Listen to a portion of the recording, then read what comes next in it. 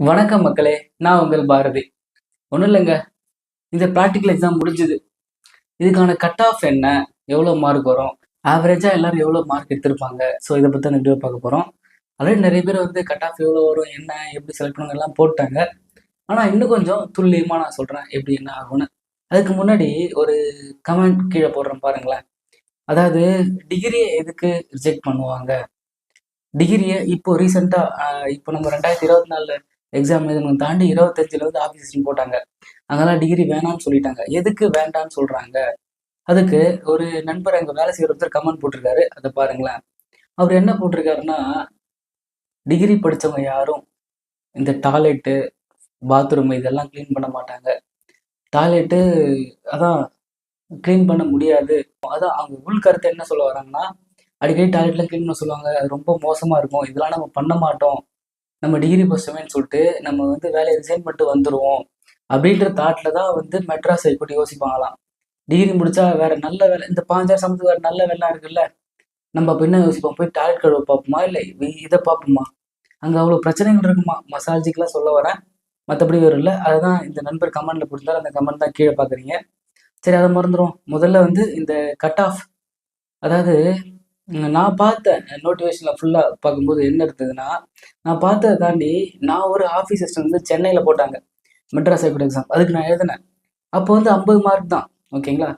எழுதினேன். 50க்கு 46 எடுத்திருந்தேன். எனக்கு 4 கேள்வி தான் தெரியல. போட்டால் ப்ராக்டிக்கல் கூப்பிட்டாங்க. ஆனால் ப்ராக்டிக்கல் கூப்பிட்டதுக்கப்புறம் நான் போய் ப்ராக்டிக்கல் பண்ணேன். அதுக்கப்புறம் இன்டர்வியூ கூப்பிடல. என்ன ஆச்சுன்னு பார்த்தீங்கன்னா, அப்போ வந்து இந்த தேர்வோட மார்க்கை எடுத்துக்கல. தேர்வோட மார்க் எடுத்துக்கல. ப்ராக்டிக்கலில் எவ்வளோ மார்க் நான் கட் ஆஃப் போய் பார்த்தேன்.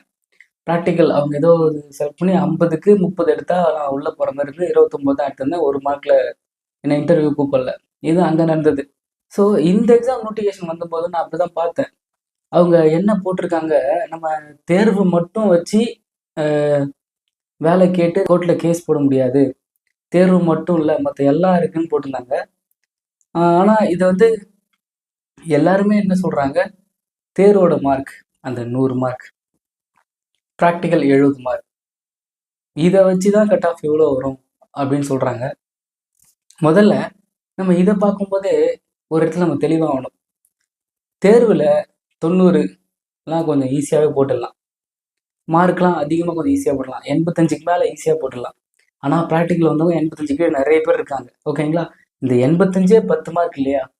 ஆனால் ப்ராக்டிக்கலில் நம்மளால் ஒரு மார்க் வந்து எவ்வளோ கஷ்டப்பட்டோம். எல்லாம் போய் ப்ராக்டிக்கல் பண்ணியிருப்பீங்க. இன்னும் எவ்வளோ மார்க் யாருக்கு எவ்வளோ போடுறாங்க அதுவும் தெரியாது யாருக்குமே. அந்த மொத்தம் 70 மார்க் சொல்கிறாங்கல்ல, அதில் என்னை பொறுத்தவரையுமே ஒரு 40 மார்க், 35 மார்க், 35 40ல நல்ல மார்க், 35 பாதிக்கு பாதி தான் மார்க் எல்லாருக்குமே கிடைக்குமே. ஓகேங்களா? இப்படி பாதிக்கு பாதி மார்க் கிடைக்கும்போது யாருக்கு அதிகமான இன்டர்வியூ வாய்ப்பு அப்படின்னு பார்த்தீங்கன்னா, என்ன பண்ணாலும் சரி இந்த 90 மேலே எடுத்திருப்பாங்க ஒரு சில பேர். ஆஃபீஸர்ஸும் சரி, வாட்ச்மேன்லையும் சரி, மசாஜ்லையும் சரி, 90 95 எடுத்தாங்க பார்த்தீங்களா, அவங்களுக்குலாம் அதிக வாய்ப்புங்க. இன்டர்வியூ கண்டிப்பாக போவாங்க அவங்கலாம். உண்மையா அந்த மதிப்பெண்ணையும் எக்ஸாம் மார்க்கையும் ப்ராக்டிக்கல் மார்க்கையும் வச்சு எடுத்தாங்கன்னா 90 மேலே போட்டவங்கலாம் நிறைய வாய்ப்பு இருக்கு. அவங்களாம் ஈஸியாக போவாங்க. ஏன்னா அவங்க தான் அதுலேயே நல்ல மார்க் எடுத்துட்டாங்கல்ல. அதில் ஒரு 90, இதில் ஒரு 35, இதுவே 125 இருந்துச்சுல்ல.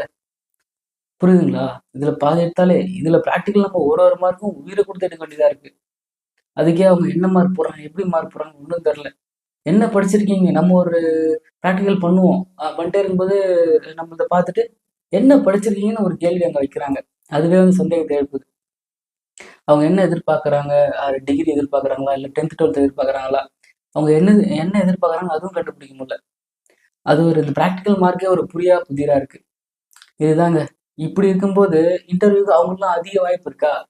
85 அந்த தேர்வில் 85 போட்டவங்களுக்கு கொஞ்சம் வாய்ப்பு இருக்கு. இன்னும் 80க்கு போட்டவங்களுக்கு லைட்டாக தான் இருக்கும். அதுக்கு கீழே போட்டவங்கலாம் வாய்ப்பு ரொம்பவே கம்மி. ஆனால் நிறைய பேர் அதுக்கு கீழே தானே இருக்காங்க. அதான் அந்த தேர்வோட மதிப்பெண்ணோ ப்ராக்டிக்கல் மதிப்பெண்ணும் சேர்த்தா வாய்ப்புகள் இந்த மாதிரி தான் இருக்கும். நான் சொல்றது உண்மையா இல்லையா நீங்களே யோசிச்சு பாருங்க. ஏன்னா தேர்வில் மார்க் எடுக்கிறது ப்ராக்டிக்கலில் மார்க் எடுக்கிறத விட எளிதா இல்லையா? எளிது தானே, ஈஸி தானே, தேர்வில் ஈஸியாக மார்க் எடுத்துடலாம் தானே, அதை தான் நான் சொல்ல வரேன். தேர்வில் ஈஸியாக நிறைய மார்க் எடுத்தவங்களாம் ப்ராக்டிக்கலில் கம்மியாக இருக்கிறதால அவங்க ஈஸியாக உள்ளே போகிறதுக்கு வாய்ப்பு அதிகமாக இருக்குது. இதுதான் வந்து ரியாலிட்டி. மற்றபடி ஆண்டவங்க கையில் தான் இருக்குது.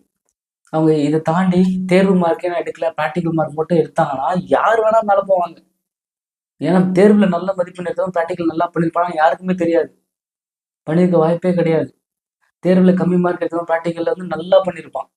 அப்போது யாருக்கு வாய்ப்பு இருக்கும்? தேர்வில் மார்க் கம்மியாக இருந்தாலும் ப்ராக்டிக்கலில் நல்லா பண்ணால் நல்லா பண்ணணும்னு வாய்ப்பு இருக்கும். இது ரெண்டையும் கன்சிடர் பண்ணாங்க. இது ரெண்டையும் அதாவது தேர்வு மார்க்கையும் இப்போ எக்ஸாம் மார்க்கையும் ப்ராக்டிக்கல் மார்க்கையும் ஒன்றா வச்சு போட்டாங்கன்னா எக்ஸாமில் 90 மேலே எடுத்தவங்களுக்கு ஈஸியாக வாய்ப்பு இருக்கும். இதாங்க இப்போ இருக்க ரியாலிட்டி இதுதான். அதான் கட் ஆஃப்னு பார்த்தீங்கன்னா ஓவராலாக ஒரு 115 110க்கு மேலே இருந்தீங்கன்னா உங்களுக்கு இன்டர்வியூ வாய்ப்பு கண்டிப்பாக இருக்கும், யாராக இருந்தாலும் சரி. புரியுதுங்களா? அதில் ஒரு 85க்கு மேலே, இதில் ஒரு 35க்கு மேலே, 85 35 120 ஆச்சு. ஓகேங்களா? இதுவே நல்ல மார்க்கு தான்.